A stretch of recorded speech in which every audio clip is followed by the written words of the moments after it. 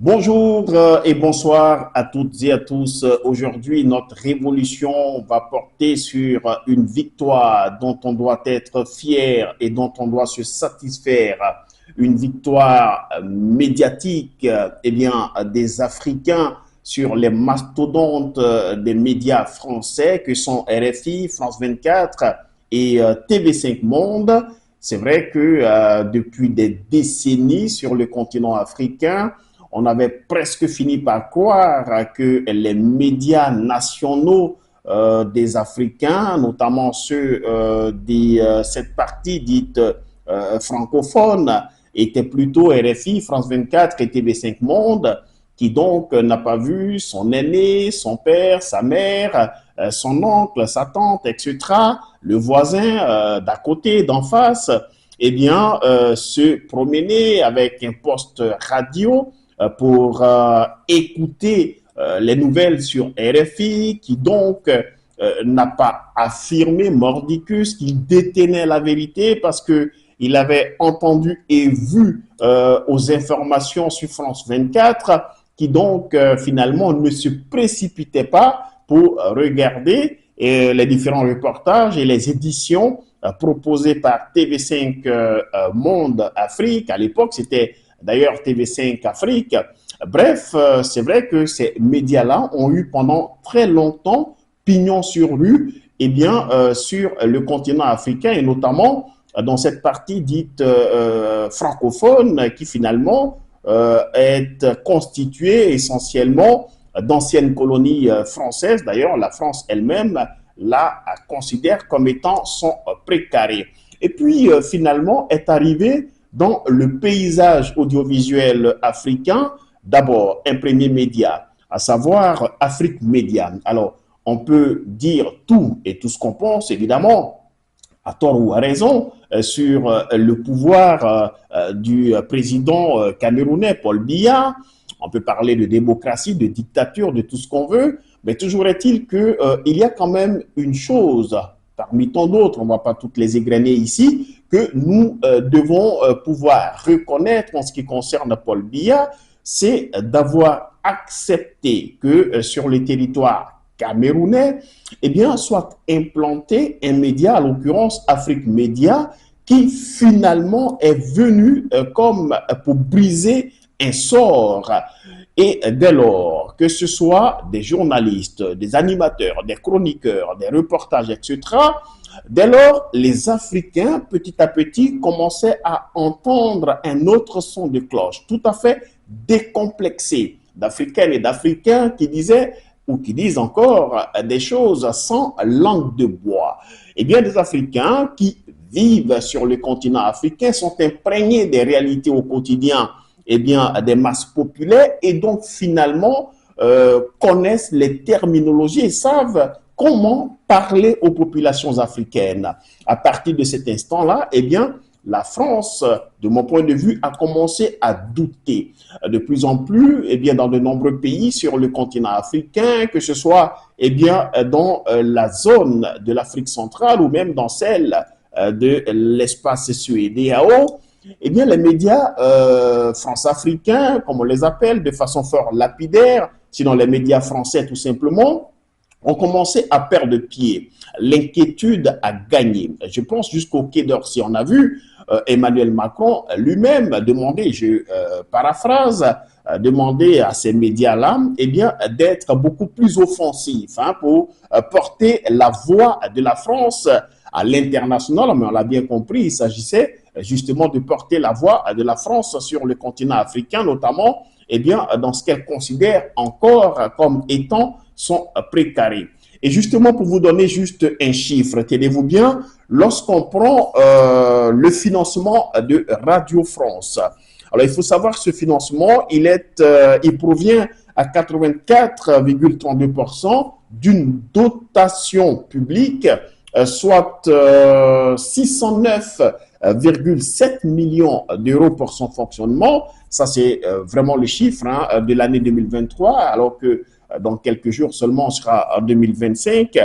Vous avez compris. Alors, quand vous voyez les budgets de RFI, de France 24, de TV5 Monde, ce sont des budgets qui sont stratosphériques, hein, comparés au budget, eh bien, d'abord des médias nationaux dans nos pays, mais également au budget de fonctionnement des médias tels que Afrique Média et autres. Et pourtant, la leçon ici que l'on retient, c'est que on a beau avoir des armes de destruction massive, en l'occurrence l'arme nucléaire, on a beau se gargariser d'être une puissance parmi les puissances à l'échelle de la planète, on a beau présenter eh bien, des journalistes et des chroniqueurs et autres comme étant des spécialistes de l'Afrique sans trop savoir en quoi en consistait justement leur spécialisation sur le continent africain. Est-ce que c'est du fait de quelques voyages qu'ils auraient fait dans des pays en Afrique ou est-ce que c'est du fait eh bien, de leur séjour en tant que correspondant ou est-ce que c'est du fait des interviews réalisées avec quelques chefs d'État?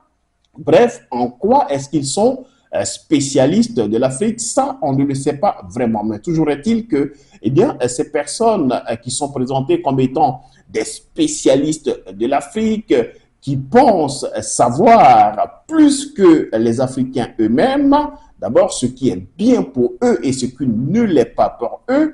Bref, toutes ces personnes-là ont commencé à prendre une douche froide lorsque justement Afrique Média est entré dans la danse. Un combat rude, une véritable bataille remportée étape par Afrique Média. L'audimat de ce média-là a fini par grandir.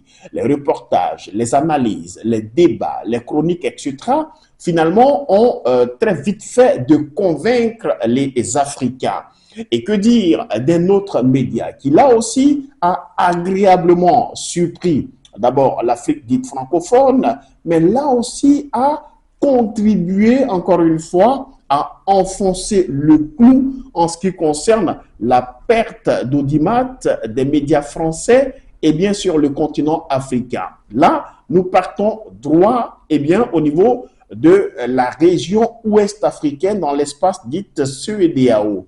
Eh bien, un tout petit peu comme au Cameroun, on peut tout dire, émettre toutes les critiques en ce qui concerne le régime du président Faure Eyadema. Le débat, il reste ouvert, on va certainement en parler de ces jours, mais là aussi, tout comme le président camerounais Paul Biya, il faut avoir l'honnêteté intellectuelle de reconnaître eh bien, que le président Faure Eyadema a quand même accepté qu'un média aussi critique et offensif tel que New World TV soit implanté sur le territoire togolais, qui donc n'attend pas les débats, les chroniques, les reportages, les émissions plateau, bref, de ce média-là qui, semble-t-il, est à l'initiative de quelques Africains de la diaspora. Eh bien, New World TV, ajouté à Afrique Média, eh bien, constitue désormais une véritable force pour les Africains qui ont compris eh bien, que des médias parlent pour eux, leur parlent à eux-mêmes et parlent finalement au reste du monde dans des termes assez crus. On se serait cru finalement, pour me répéter, sur un certain nombre de médias français où parfois lorsqu'on parlait ou lorsqu'on parle du continent africain, eh bien on peut se croire tout permis, utiliser parfois des expressions lapidaires, insultantes, à la limite du racisme. Et là, il y a la réplique, aussi bien sur Afrique Média que sur New World TV. Ils sont nombreux, elles sont nombreuses, eh bien, ces Africaines et ces Africains-là qui sont scotchés devant leur poste téléviseur pour entendre un certain Sogoyou Kegewe. Cet homme a été, dit-on, ambassadeur. Il parle un langage tout à fait simple. Ce n'est pas le type de langage qui serait sorti de la Sorbonne, mais c'est un langage qui est accessible à tous les Africains. Il dit les choses exactement telles que les Africains le pensent dans leur langage à eux, il les connaît, il est africain, il vit au Togo, il vit sur le territoire africain, il connaît à la fois la psychologie et la sociologie eh bien, de ses compatriotes et plus largement des Africaines et des Africains à qui il s'adresse.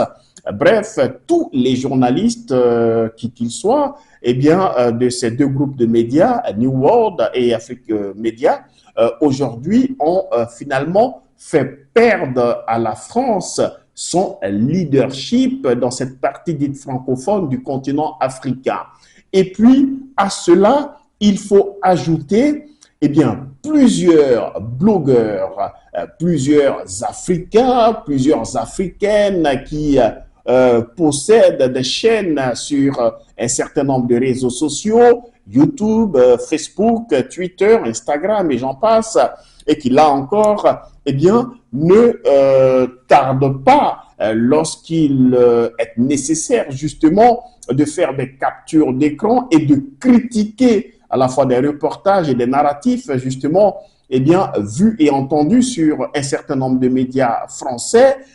Ces personnes-là sont régulièrement sur les réseaux sociaux. Bref, voilà comment eh bien, la France s'est retrouvée étouffée, asphyxiée finalement, aspirée dans la spirale révolutionnaire qui accourt sur le continent africain. Il faut dire que si l'AES, les États du Sahel ont remporté eh bien, des batailles politiques et diplomatiques vis-à-vis de la France et d'un certain nombre de ses alliés, eh bien, les Africains, de façon générale, ceux qu'on flanque, ceux à qui on flanque, hein, comment dire, le titre de francophone, ceux-là ont remporté aussi une autre bataille, mais celle-là, elle est autant importante, sinon certainement beaucoup plus importante que les batailles médiatiques, pardon, que les batailles diplomatiques et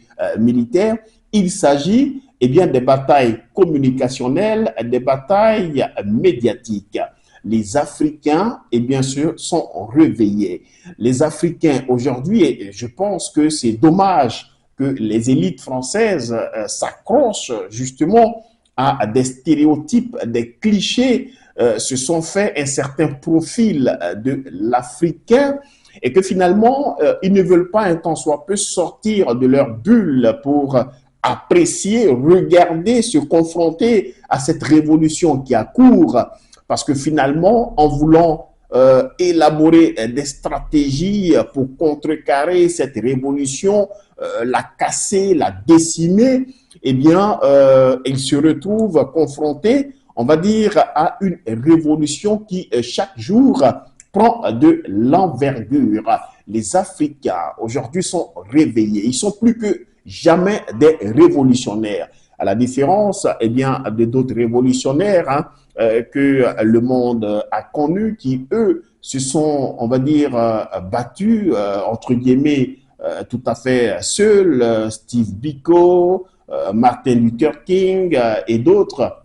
Eh bien, là, les Africains se battent dans cette révolution collectivement et c'est vrai que cette synergie des actions, cette mise en synergie des énergies, eh bien, crée un véritable bloc qui crée, pour me répéter encore une fois, énormément de problèmes à la France. Alors, qu'en est-il réellement de l'avenir des médias français eh bien, sur le continent africain, mais surtout dans ces régions dites francophones, dans les années à venir? Quelle sera la part d'audimat de ces médias français et plus globalement de ces médias france-africains? Eh bien, sur le continent africain, on n'en sait trop rien. Est-ce que finalement, alors que de plus en plus la réalité elle est là, même si eh bien, certains feignent de ne pas la voir, la réalité c'est que ces médias-là, eh bien, français sont en train de connaître, comment dire, une véritable décroissance. Il y a un déclin. Les Africains aujourd'hui sont plus prompts à écouter leurs propres journalistes, à écouter leur propre radio, à regarder leur propre télévision. Les télévisions locales, eh bien, font beaucoup plus d'audimat, si ce n'est à suivre les réseaux sociaux pour entendre eh bien, comment dire, les analyses hein, de leurs frères, de leurs sœurs, eh bien, des Africains eux-mêmes. Les Africains préfèrent aujourd'hui que ce soit des Africains qui parlent pour eux et qui font entendre leur voix à l'échelle de la planète, que ce soit d'autres personnes assises eh bien, du haut d'une tribune qui ne les connaissent finalement pas, qui eh bien, se permettent justement de croire qu'elles savent mieux que les Africains eux-mêmes ce qui est bien ou pas pour eux. La révolution, elle est longue. La révolution, elle est dure, mais il faut la faire parce que la liberté, elle n'a pas de prix. Salut.